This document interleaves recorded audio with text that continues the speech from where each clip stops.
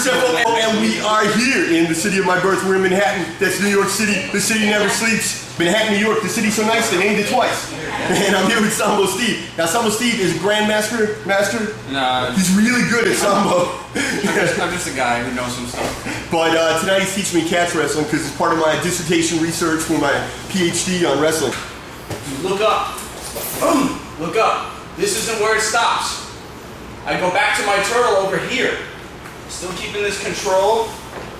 Now look at our angle. We're not perpendicular anymore. And I can arm spin him real nice. You sit out. Don't sit out and come back to your turtle right back over here again. And then you just wasted some movement. You're going to sit out and go over there. Up. Bring him over. Don't stick your arm between his legs. Right? Either back here, controlling his hips, or in front, controlling his hips if he's trying to circle towards me. In a catch match, I could be pinning him right now. Right? Me personally, I don't like this back to chest position, so I will switch to like a reverse scarf or a classic scarf. Out of the reversal. How'd you feel tonight? I feel very tired. Yeah.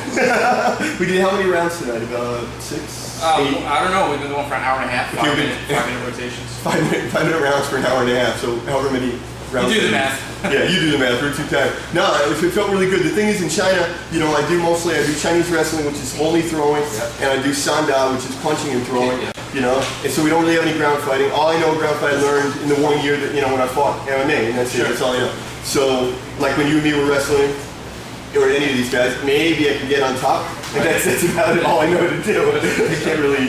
Well, with the catch, you have two options, right? You can either go for a pin or you can go for a submission. It's an important point for people at home. A lot of people out there on the internet or whatever, you think that catch wrestling and jiu-jitsu is the same thing. It's very different, and one of the biggest differences, you can win by pin. Sure, the operative word win by pin. is wrestling, in catch wrestling. Right, the operative word is wrestling. Wrestling, yeah. Which is the same like Randy Couture says, position before submission, right? Same thing. So you wrestle first, then you look for the catch. Yeah, it's no different than position before submission. The only difference is in this one, with the position, as long as it's a pin, you can win. Right. I mean, you're still not going to get a submission unless you have good position, no matter what rules that you're training for. So basically, am I right, you'd be allowed to do pretty much anything you're allowed to do in jiu-jitsu except that you can't really lay on your back. No. So you wouldn't be able to do like a leg triangle off your back. You could do it. It wouldn't be illegal, but you have 3 seconds. You got to stay on your shoulders. You got to stay on your shoulder on your side. Okay. All that stuff, all that guard work you can do, but it's risky, obviously. Right. But even the best jiu-jitsu guys, if you watch them play guard, they're always sitting up. Their back is never on the mat, and they're usually on a hip.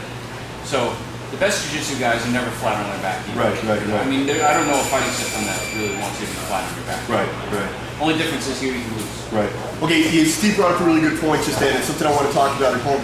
You know, sometimes people hear me talk about, you know, judo's ground fighting is not so developed, or MMA's ground fighting, or jiu-jitsu, whatever. But obviously a lot of this is up to the individual. Sure. And there's people who fight a lot of tournaments, and they may not be technically the best people, but they're very good at fighting, for example. Sure. Right? Yeah. Right. So it varies a lot. So there are jiu-jitsu guys in Brazil probably who could fight catch rules and not have a problem. Yeah, right? Sure. I mean, like our club, like we were talking earlier, off camera, we're just a generic club. I mean, we're a Sambo club, but we train for lots of different rule sets.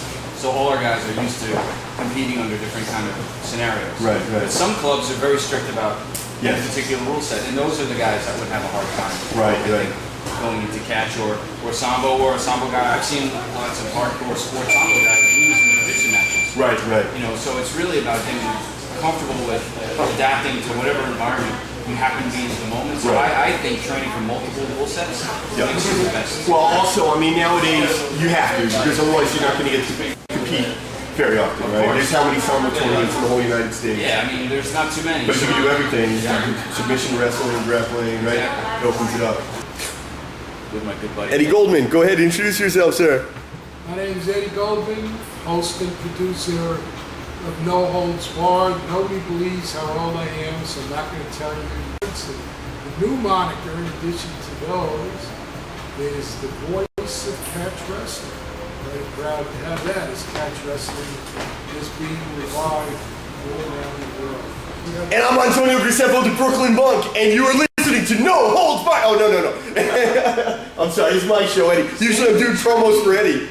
Yeah, and then another thing that's interesting you said about traditional Sambo. Traditional Sambo, they wear wrestling shoes, don't they? They look just like this. It's Sambo shoes. Okay, so they're kind of wrestling shoe. The only difference is the bottom is leather. Okay. It's not rubber.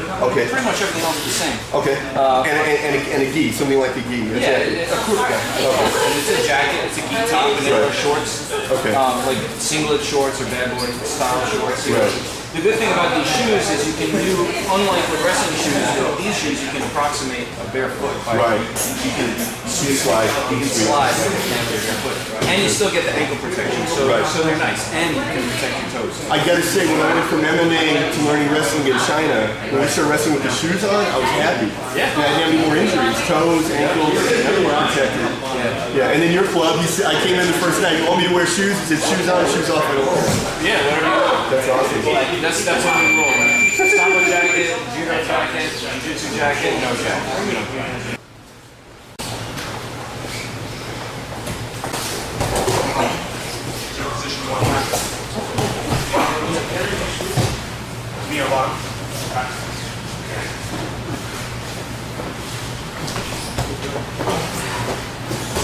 Work on getting out, even though.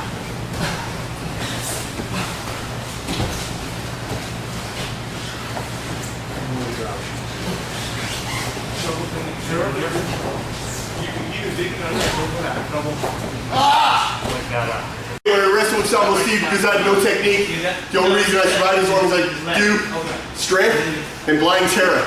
The two skills that can't be taught. Steve? I agree. No.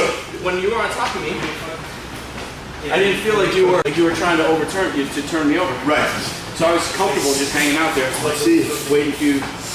I'm not used to pinning. I don't know anything. Or attacking. Or I'd be punching. attacking. I'd be punching. Yeah. That's all I know how to do. Even if you're trying for a rear naked or something else. Yeah. I could sit there the whole match and you'll. Right. Like if we were not training for a catch match, I would have a very different strategy than Right. You would take more chances. Yeah. Whatever.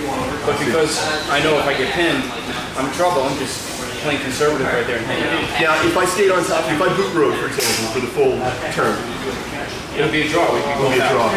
Okay, so I basically have no submission skills. So basically, I can't win in this sport at all. No, you can me. Maybe I can pull this in. Get a pin. That's just a submission. Yeah. Even that, we don't do it that much, though. I started training our folks with the rules of catch wrestling several years ago because we really appreciated the similarities between Sambo with submissions and pins, obviously takedowns and wrestling. And we found the rule set for catch wrestling where there's no points involved, it's just submission or pin. Very advantageous, particularly to our guys who are training for mixed martial arts, to keep them active, not lazy on their backs, and just being really embracing the scramble and getting into a secure top position. Now, is there a time limit in a catch match? Well, rules change based on organization and tournament organizer. I mean, historically, it's best out of 3 falls, and but that doesn't always work well for a large tournament, where if every match was best of 3, you'd be going on all night. Best of 3 falls, but not 3 submissions. No, you could get a pin. Let's say you and I have 3 falls. If I get a pin, I'm up by 1. If you then get a sub, we're even. Oh. And the next one, Okay. would be the tiebreaker. That's sort of what we do in training, right? Like you get submitted and then you just kind of restart. And Yeah, that's it. okay. And depending on the tournament, usually at least the final is no time limit. Most of them have somewhere in the neighborhood of a 15-minute time limit or something. A lot longer than the normal submission grappling tournaments. Okay, so catch wrestling is a bit different from submission grappling.